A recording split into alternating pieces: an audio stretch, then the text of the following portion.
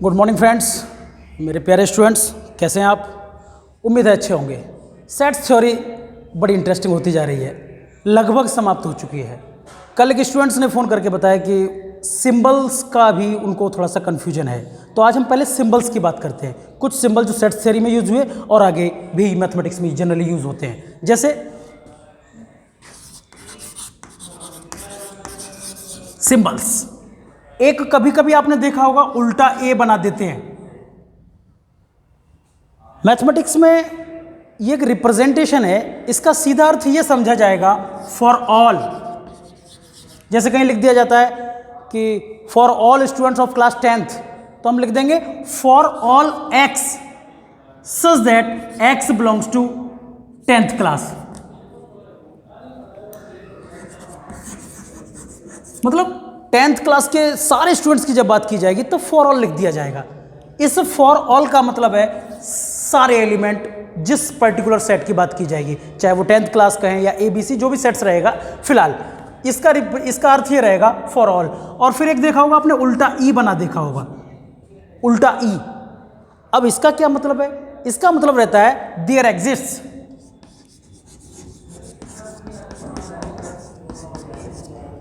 इसको और एक्सप्लेन करें, देयर एग्जिस्ट्स मतलब वहां अस्तित्व है। वो अब जैसे आप ये कहिए कि ये क्लास 10th की क्लास स्टूडेंट पढ़ रहे हैं, तो मैं कहूँगा there exist at least one student, कि कम से कम एक स्टूडेंट तो वहाँ होगा, क्लास चल रही है तो। मतलब देयर एग्जिस्ट का सीधा अर्थ ये है कि जब हम किसी बात का ऐसे निचोड़ निकालते हैं कि वहाँ कम से कम ऐसा होगा या कम से कम ऐसा होगा, या अब ऐसे कहें कि आज क्रिकेट मैच है और सारे प्लेयर खेल रहे हैं, तो हम कहेंगे एटलीस्ट वन प्लेयर तो वहाँ कैप्टन होगा। हो सकता है 2-3 लोग भी कभी कभार कैप्टन बनते हैं, तो एटलीस्ट वन प्लेयर तो वहाँ रहेगा। और भी एटलीस्ट का मतलब सीधा यह है कम से कम एक, एटलीस्ट। उसी प्रकार से यहाँ रहता है देयर एग्जिस्ट। देयर एग्जिस्ट वहाँ होगा, उसका अस्तित्व होगा। किसका? जिसकी बात करेंगे फिलहाल। फॉर ऑल देयर एग्जिस्ट, एक ये आपने खूब देखा और इसका यूज भी खूब किया। इसको लिखा जाता है union of. A is the union of, या इसको और चाहें तो और अच्छा लिख सकते हैं, is the union of. Symbol ये यूनियन का है, चलो और इसे अच्छा ही लिखिए, इज द यूनियन ऑफ। अच्छा, ऐसे बना रहता है तब आप कहते हैं इज द इंटरसेक्शन ऑफ।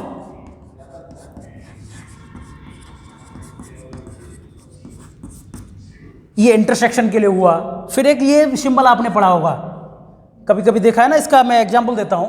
जैसे आपने लिखा कि एक कोई सेट है 1 2 3 4 दीज एलिमेंट्स आर देयर, और अब कोई आपसे कहता है कि बताइए इसमें 1 बिलोंग कर रहा है कि नहीं, तो हम लिखते हैं 1 बिलोंग्स टू ए, यानी 1 प्रेजेंट है ए में।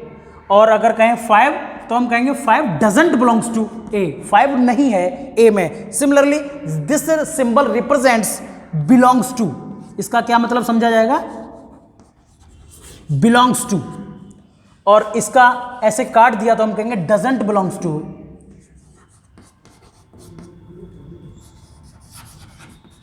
डजंट बिलोंग टू, ये बिलोंग नहीं करता, ये इसका बिलोंग करता है। और सिंबल देखिए, कहीं कहीं आपने देखा होगा मैथमेटिक्स की बुक्स में या किसी अन्य बुक्स में ऐसे करके बना देते हैं, आई फिर डॉट फिर ई फिर डॉट। इसका मतलब रहता है दैट इज। इसको हम कहेंगे दैट इज। अच्छा, और एक आध सिंबल याद करिए जो आते हैं, इस्तेमाल होते रहते हैं। जैसे अच्छा, सुपरसेट और सबसेट का भी एक रहता है, इसको थोड़ा सा हटा दूं। सबसेट का भी आपने देखा होगा, सबसेट का रहता है इस प्रकार से, देखा होगा subset is the subset of. इस तरीके से बना है, इज द सुपरसेट ऑफ।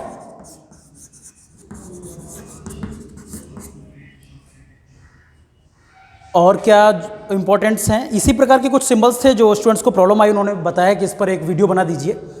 तो खासतौर से जो सबसे ज़्यादा इंपॉर्टेंट है, जो सेट थ्योरी और खासतौर से ग्रुप थ्योरी जो एडवांस पढ़ेंगे, उनको याद आएगा कि इनका सिंबल्स का बहुत यूज है। 1 2 और ये दोनों इंपॉर्टेंट्स, बाकी ये।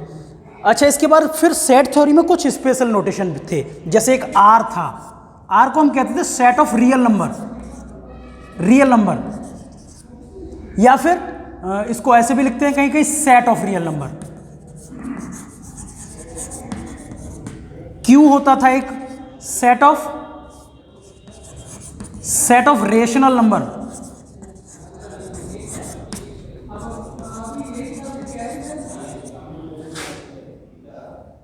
Q dash set of irrational number.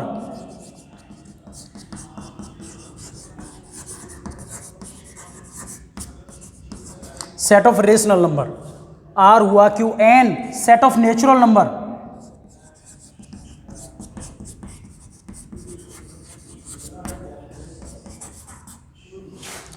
I, अच्छा किसी किसी बुक में I रहता है और किसी किसी बुक में Z रहता है, ये दोनों अलग अलग देखे जाते हैं।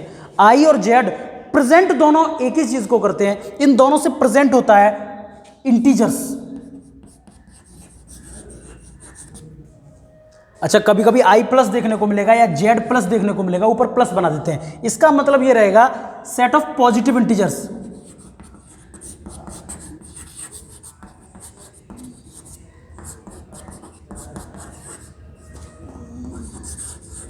Set of positive integers I plus. अच्छा कभी कभार क्या होता है R के नीचे एक ऐसा जीरो बना देते हैं, इसका मतलब क्या है, ये R माने सेट ऑफ रियल नंबर्स है, बट अब की बार जीरो नहीं है, that means set of real number. इसमें से निकाल दिया गया केवल जीरो एलिमेंट को, या फिर इसी को कुछ लोग लिखते हैं ऐसे लिखते हैं, set of non zero real number. Non zero real numbers का जो सेट बनेगा उसे R नोट से, ऐसे Q नोट कह देंगे नॉन जीरो रेशनल नंबर, तो ये आपका R नोट हो गया। अच्छा एक चीज और, रेशनल और इरेशनल इनका हालांकि बहुत ज़्यादा अभी कभी एक वीडियो बनाऊंगा नंबर सिस्टम पर, तब आपको ज़्यादा डिटेल, लेकिन फिर इतना तो आपको आता ही होगा कि रेशनल नंबर कौन है, रेशनल नंबर कौन है, इन दोनों का यूनियन करने पर हमें R मिलता है।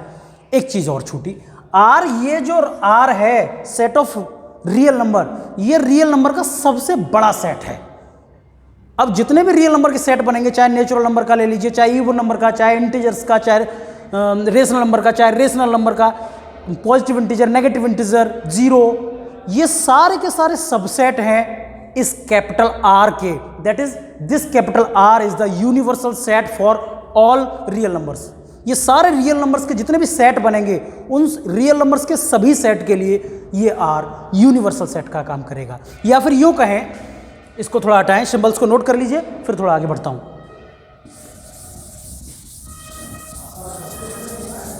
जी, या फिर यूं कहें कि ये जो R है रियलिटी में सुपर सेट है, किसका, N का भी सुपर सेट है। कहीं कहीं इसको ऐसे लिखा जाता है, या N is the subset of R, N R का सबसेट है। सिमिलरली Q जो है रेशनल नंबर, ये भी R का सबसेट है। Q डैश इरेशनल नंबर, ये भी R का सबसेट है। चाहे जितने रियल नंबर्स का सेट बना लीजिए, सारे रियल नंबर्स के जो सेट बनेंगे वे सब के सब R के सबसेट होंगे। या यूं कह लीजिए, ये जितने भी रियल नंबर्स के I Z, चाहे जो बना लो, I बना लो, ये भी सबसेट है R का। ये जितने भी सेट रियल नंबर्स के बनेंगे वे सारे के सारे R के सबसेट होंगे। या फिर यूं कहिए, R इन सारे सेट के लिए यूनिवर्सल सेट का काम करेगा, इन सारे सेट के लिए R सुपर सेट का काम करेगा। एक चीज और छूटी है जो मुझे अचानक याद है, कल स्टूडेंट्स ने फोन करके बताया कि देखिए R जो है, इस R के जो सबसेट होंगे उसमें इंटरवल्स भी आएंगे। देखिए इंटरवल्स की चर्चा छूट गई थी, फिर से करते हैं। इंटरवल्स, अंतराल बोला जाता है हिंदी में। इंटरवल्स कैसे, ओपन इंटरवल, 3-4 इंटरवल है, मैं अभी खत्म करता हूं। पहले एक ओपन इंटरवल। ओपन इंटरवल ऐसे लिखा जाएगा, देखिए कहीं लिखा देखा होगा आपने, A B। इसका मतलब क्या है, इस सेट को रियल नंबर्स का सबसेट है, ये रियल नंबर्स में से लिया गया है, एक कलेक्शन है रियल नंबर्स का। सच दैट, किस प्रकार डिफाइन है, इसको कैसे डिफाइन करेंगे, A B जो ओपन इंटरवल है, इसको ऐसे लिखिए, इज डिफाइंड एज, कैसे डिफाइन करेंगे, देखिए A B the collection of all X is such that X belongs to R, real number से लिया गया है और ए क्योंकि ओपन ब्रैकेट है, ए शामिल नहीं है, उधर बी ओपन ब्रैकेट है, बी भी शामिल नहीं है, इन दोनों में से कोई शामिल नहीं है। दैट मीन्स मैं लिखूंगा A X belongs to R and X कैसा है, ए से तो बड़ा है और इस बी से छोटा है, बी के बराबर भी नहीं है, छोटा है। This is the definition of open interval. उधर जगह बनाता हूं, फिर क्लोज इंटरवल की बात करेंगे।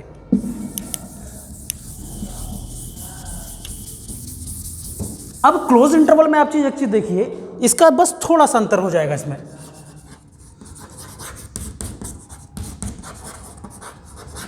क्लोज इंटरवल इसको भी जनरली डिफाइन करते हैं, इज डिफाइंड एज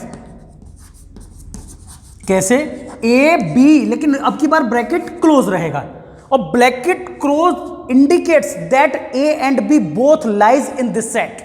ए और बी दोनों इस सेट में लाई करेंगे।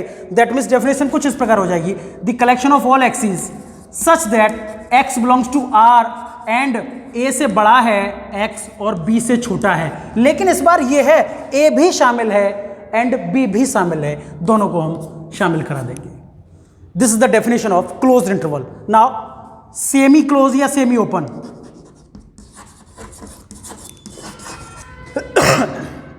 सेमी क्लोज और सेमी ओपन, सेमी क्लोज और सेमी ओपन, ये कौन सा इंटरवल होता है, सेमी क्लोज और सेमी ओपन।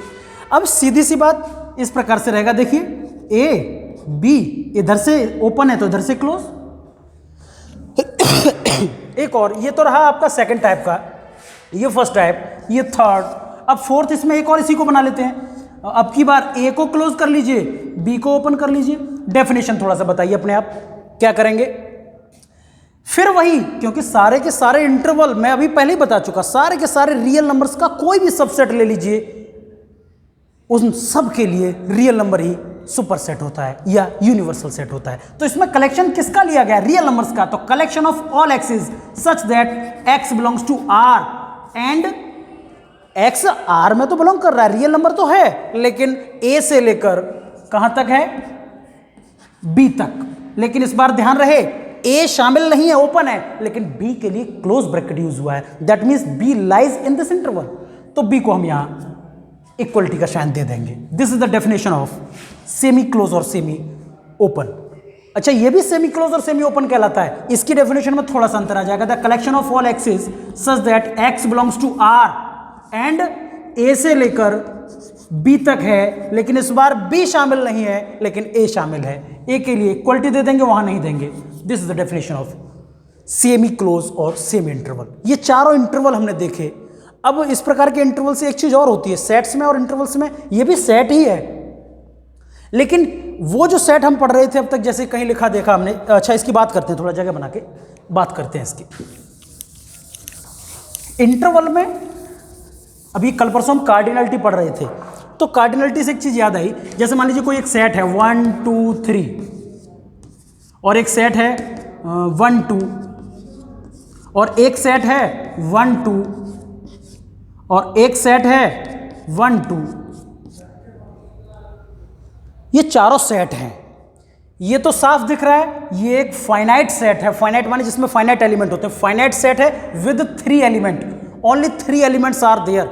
जब इसके एलिमेंट, नंबर ऑफ एलिमेंट्स को गिना गया तो 3 मिले, और नंबर ऑफ एलिमेंट्स को ही बोला जाता है कार्डिनलिटी ऑफ सेट ए। मैंने उसको बोला था, रिप्रेजेंट करते हैं नंबर ऑफ ए से। तो यहां नंबर ऑफ ए कितना मिला इस सेट के लिए, 3। यहां number of set, number of elements in B कितने मिलेंगे, 1 and 2। That means number of element in set B is 2। अब यहां कंफ्यूजन हुआ है, इसलिए ये सारा लिखा गया। ये हालांकि हो चुका है पहले, लेकिन अब यहां के लिए बताइए कार्डिनलिटी ऑफ सी क्या रहेगी। कार्डिनलिटी ऑफ सी में क्या आएगी, ये 1 से लेकर 2 तक का एक इंटरवल है, जिसमें 1 भी शामिल 2 भी शामिल। अब जब इंटरवल है तो 1 और 2 के बीच के जितने भी रियल नंबर हैं सब इसमें आएंगे। 1 से 1.1, 1.2, 1.212, 1.231, 1.4, मतलब कितने नंबर्स हैं 1 और 2 के बीच में, देयर आर इन्फिनाइट नंबर्स। तो इसकी जो कार्डिनलिटी है इन्फिनाइट होगी, इन्फिनाइट।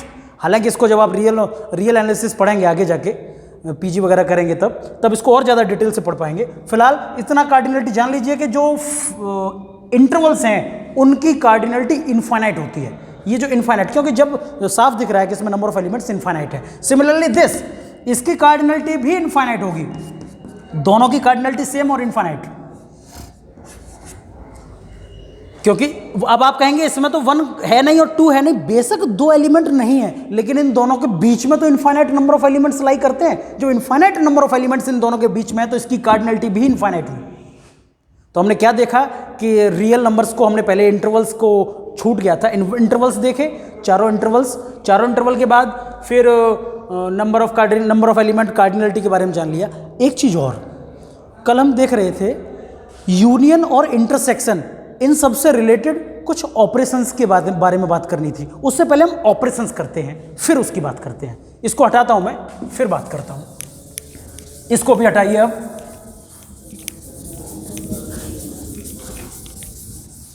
देखिए,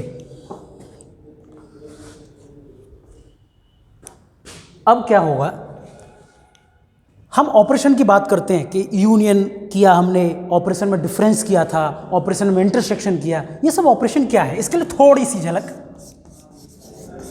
हालांकि वो चीज़ पहले बताना इसलिए इजी था क्योंकि वहाँ से आप पहले मैथमेटिकल पार्ट समझ चुके, अब थोड़ा इंटरेस्ट आने लगेगा।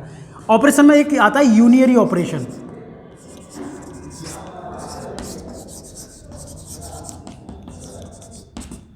यूनियरी ऑपरेशन क्या होता है?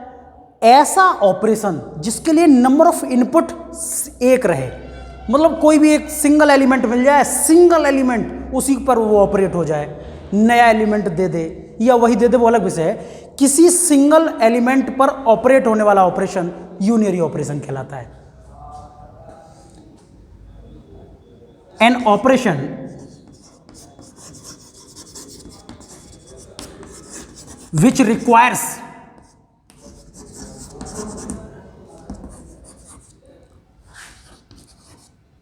only a single element as input is called unary operation. Example, अब आप कहेंगे ये सब क्यों हो रहा है, सेट थ्योरी से बड़ा, इसको इनको अभी जोड़ते हैं। देखिए, यूनियरी ऑपरेशन, एक सिंगल इनपुट, जैसे आप कीजिए स्क्वायर। अब आपको स्क्वायर करना है या स्क्वायर रूट करना है, सपोज करिए स्क्वायर रूट एक ऑपरेशन है। अब स्क्वायर रूट के लिए क्या चाहिए, स्क्वायर रूट आपने कर दिया तो कितना इनपुट चाहिए, केवल एक नंबर ले आओ कोई सा भी, मान लीजिए 4, पता चलेगा 2 आया। This is the single element, केवल सिंगल एलिमेंट दीजिए और रिजल्ट लीजिए, केवल सिंगल एलिमेंट दीजिए और रिजल्ट लीजिए। इस प्रकार के ऑपरेशन कहलाते हैं यूनियरी ऑपरेशन। अब हम बात करेंगे बाइनरी ऑपरेशन की।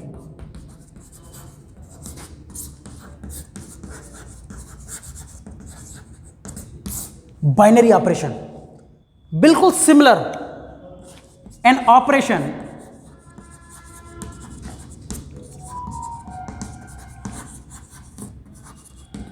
which requires 2 elements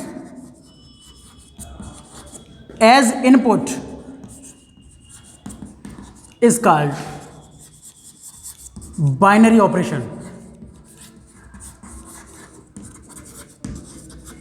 एग्जाम्पल लीजिए, बाइनरी ऑपरेशन का मतलब, अब ऐसा ऑपरेशन लीजिए जिसमें 2 इनपुट देने पड़े, बिना 2 इनपुट दिए हम रिजल्ट ना निकाल पाए।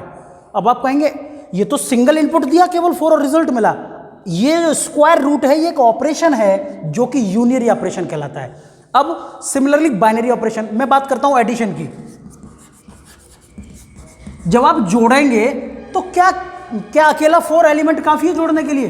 ना, इसमें कोई दूसरा एलिमेंट भी होना चाहिए। एक एलिमेंट यहां रहे और दूसरा एलिमेंट यहां रहे, तब दोनों को जोड़ने के बाद आउटपुट मिलेगा। दैट मीन्स अगर सिंगल एलिमेंट पर ऑपरेट होकर आउटपुट दे दे, ऐसा ऑपरेशन यूनियरी ऑपरेशन। और जिस ऑपरेशन के लिए 2 एलिमेंट चाहिए, उस ऑपरेशन को कह देंगे बाइनरी ऑपरेशन। सपोज करिए यहाँ 3 है 7 आ गया, जब तक यहाँ न पता था क्या आने वाला है, तब तक ये कैसे बताते क्या आने वाला है? That means two elements are required to operate as input, that type of operation is called binary operation. अब हम बात करेंगे ये हुआ। अच्छा, मल्टीप्लीकेशन की बात कर लीजिए, सिमिलरली लीजिए मल्टीप्लीकेशन। अब मल्टीप्लीकेशन भी तो बाइनरी ऑपरेशन है। अब 3 में मल्टीप्लाई करना है। अब जब तक ये नहीं पता चलेगा कि किससे मल्टीप्लाई करना है, तब तक हम आउटपुट नहीं दे सकते। तो पता चला गया, मान लीजिए 2 है, तुरंत आउटपुट दे देंगे 6। तो मल्टीप्लीकेशन भी बाइनरी ऑपरेशन है, एडिशन भी बाइनरी ऑपरेशन है, सिमिलरली सबट्रैक्शन बाइनरी ऑपरेशन है, इंटरसेक्शन, यूनियन। अच्छा, यूनियन इंटरसेक्शन की बात करिए। यूनियन, अब यूनियन बाइनरी ऑपरेशन है कि नहीं, कैसे पता करें? मान लीजिए एक सेट है 1 और 2 और आपसे कहा गया यूनियन, रिजल्ट बताइए। अब जब तक ये नहीं पता चलेगा कि इस सेट के साथ यूनियन किसका लेना है, तब तक हम आउटपुट तो नहीं दे सकते। और जिस ऑपरेशन में 2 एलिमेंट्स, 2 चाहिए हमें कम से कम ऑपरेट होने के लिए, 2 एलिमेंट, तब हम कहते हैं कि ये बाइनरी ऑपरेशन है। अब यहां मान लीजिए आपने दे दिया 3 और 4, तो आप तुरंत बता सकते हो कि इनका यूनियन कर दो 1 2 3 4। सिमिलरली इंटरसेक्शन में, सिमिलरली डिफरेंस ऑफ 2 सेट्स। कुल मिला के हम ये जान गए कि बाइनरी ऑपरेशन क्या है, यूनियरी ऑपरेशन क्या है। थोड़ी सी अब बात आगे बढ़ाते हैं, सेट थ्योरी की तरफ थोड़ा सा और चलते हैं। इसको हटा दिया जाए, ऑपरेशन हम जान ही चुके, यूनियरी ऑपरेशन, बाइनरी, ऐसे पोलिनरी ऑपरेशन भी रहते हैं। उसमें क्या रहता है कि जब 2 से ज़्यादा, जैसे एलसीएम, एचसीएफ, हालांकि उनकी जरूरत नहीं, आप कर सकते हो। जैसे एलसीएम के लिए क्या है, 3-4 एलिमेंट का एक साथ एलसीएम लिया जा सकता है, 5-6 एलिमेंट का।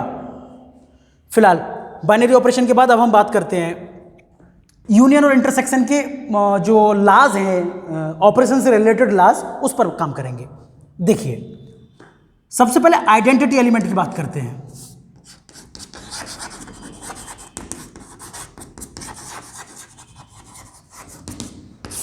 आइडेंटिटी एलिमेंट किसी बाइनरी ऑपरेशन के लिए क्या हो सकती है, इसकी एक सिंपल सी डेफिनेशन है, आगे बहुत काम आएगी। देखिए, कोई एलिमेंट किसी दूसरे एलिमेंट पर ऑपरेट होने के बाद उस दूसरे एलिमेंट में कुछ भी फर्क न कर पाए, कुछ भी परिवर्तन न कर पाए, कोई चेंज न कर पाए, तब वो पहला एलिमेंट आइडेंटिटी एलिमेंट कहलाता है। सपोज करिए, फॉर बाइनरी ऑपरेशन स्टार, ये स्टार का मतलब यहां प्लस भी हो सकता है, और एडिशन हो सकता है, मल्टीप्लिकेशन हो सकता है, यूनियन हो सकता है, इंटरसेक्शन हो सकता है, डिफरेंस ऑफ 2 सेट्स हो, कुछ भी, कोई भी binary operation. For binary operation star, an element E is said to be identity element,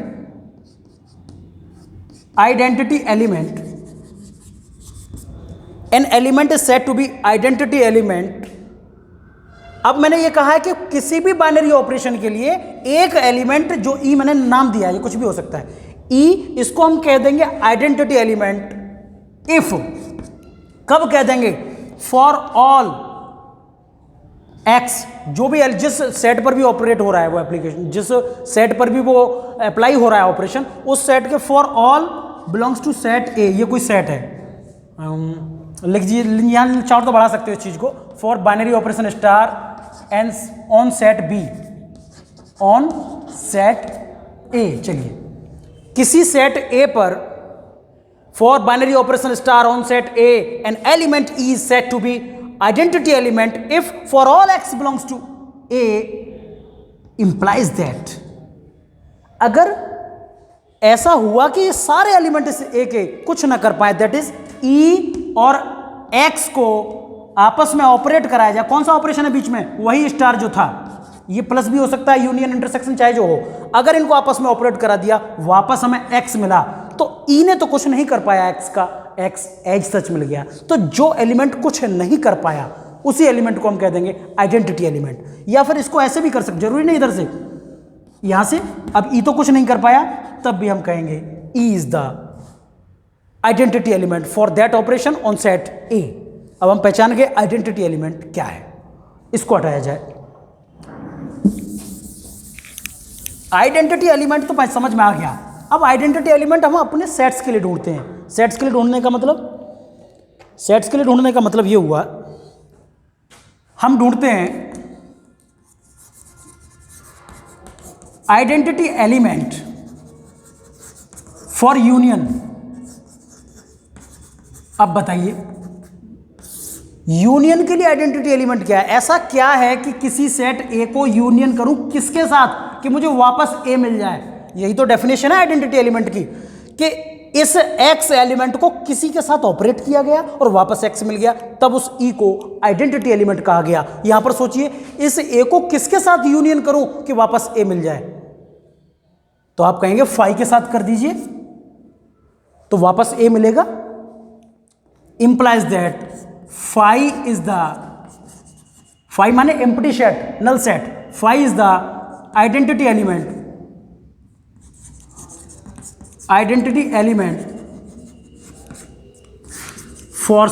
for union. Union के लिए आइडेंटिटी एलिमेंट हो गया। अब हम बात करेंगे आइडेंटिटी एलिमेंट यूनियन के लिए हो गया। अब हम बात करेंगे आइडेंटिटी एलिमेंट फॉर इंटरसेक्शन। चलिए बहुत आराम से करते हैं, फॉर इंटरसेक्शन।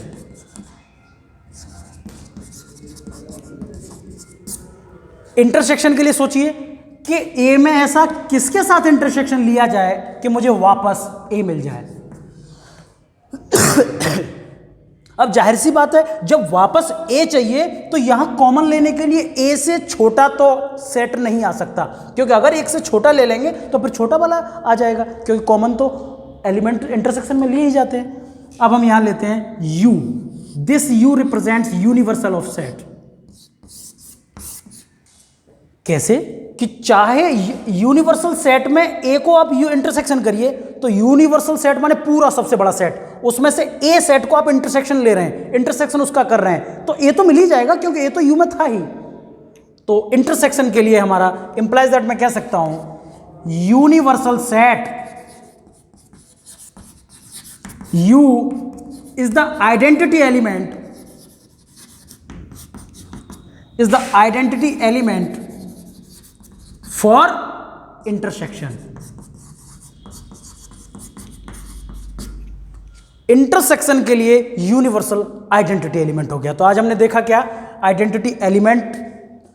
आइडेंटिटी एलिमेंट से पहले हमने भी बाइनरी ऑपरेशन, यूनियरी ऑपरेशन, ये सब देखा। अच्छा, एक चीज और आई कि आइडेंटिटी एलिमेंट के बाद ये जो लॉ हमने पढ़ा है कि ये पढ़ा है कि ये पढ़ा, इसके बाद आता है कम्यूटेटिव लॉ और एसोसिएटिव लॉ। उन दोनों को खत्म करके फिर आज का लेक्चर ही पूरा सेट थ्योरी आपकी समाप्त हो जाएगी। जो आपके सिलेबस का पार्ट है वो लगभग समाप्त है। आज ये लास्ट लेक्चर है, उम्मीद है कि इसमें खत्म हो जाएगा। फिर भी कुछ बचेगा तो आप कमेंट करिए, आगे ध्यान दिया जाएगा। देखिए कम्यूटेटिव लॉ।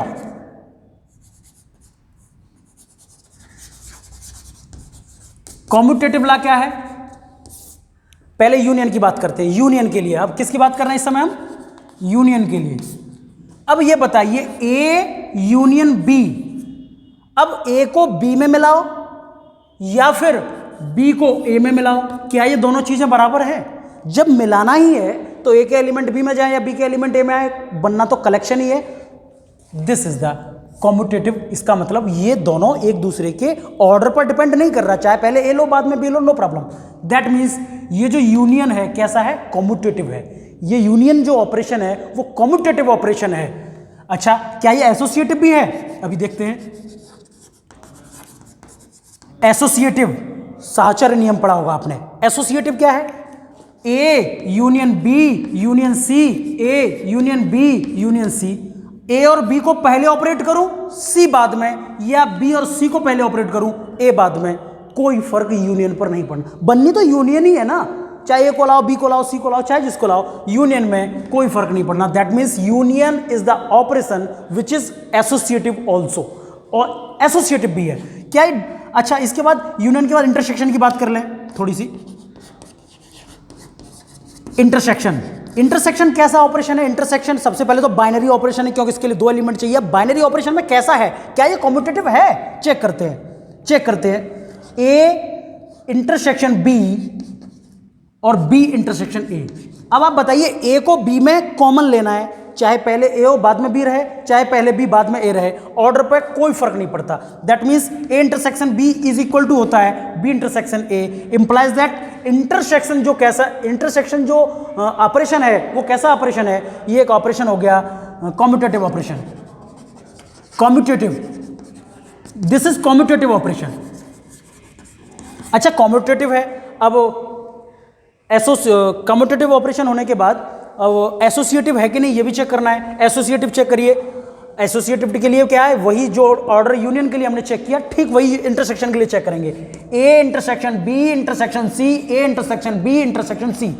अब आप बताइए कि पहले ए और बी के इंटरसेक्शन में सी मिला, सी के साथ इंटरसेक्शन लूं या बी और सी के इंटरसेक्शन में ए के साथ इंटरसेक्शन लूं। Intersection represents only common elements, तो कॉमन एलिमेंट्स ए और बी क्या है, जो एलिमेंट्स आए होंगे उनको सी के साथ कॉमन लेना है, तो लेना तो फाइनली तीनों का कॉमन ही है जो तीनों में रहेगा। ये क्या बता रहा है, बी और सी का कॉमन लाइए, फिर वो कह रहे हैं ए के साथ कॉमन लाइए, तो ये भी यही बता रहा है कि only common element should be taken for this and for this also, implies that this LHS is equal to RHS। जब इस प्रकार जो एसोसिएट हो गया, ब्रैकेट यहां था वहां तक पहुंच गया, एसोसिएट हो गया, दैट मीन्स जो हमारा इंटरसेक्शन ऑपरेशन है this is associative also. Intersection कैसा है, इंटरसेक्शन इज एसोसिएटिव ऑल्सो, ये एसोसिएटिव भी हो गया। अब एक सबसे इंपॉर्टेंट आता है, उसी के साथ हम आज का लेक्चर खत्म करेंगे, डिस्ट्रीब्यूटिव लॉ। अच्छा जरूरी नहीं है मैंने इनको एसोसिएटिव और कम्यूटेटिव लॉ को फॉलो किया है यूनियन और इंटरसेक्शन पर, आप इसको डिफरेंस ऑफ टू सेट्स पर भी चेक कर सकते हो। अब मान लीजिए डिफरेंस ऑफ टू सेट्स की बात होती तो अचानक याद आ गया, डिफरेंस ऑफ टू सेट्स, थोड़ा जल्दी लिख रहा हूं समझ रहे होंगे आप, difference of two sets.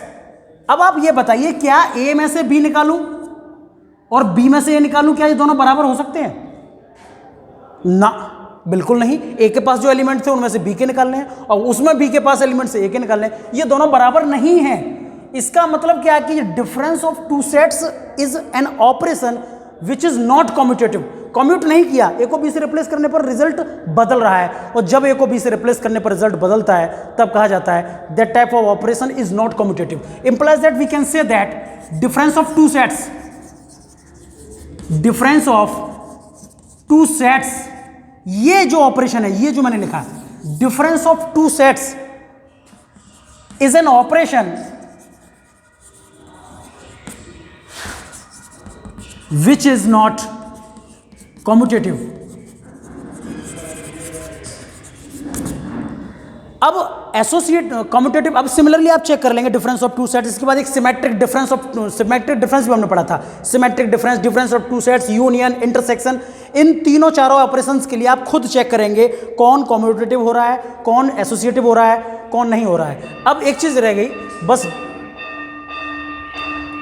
Distributive law की बात, इसको और खत्म करते हैं। Distributive law,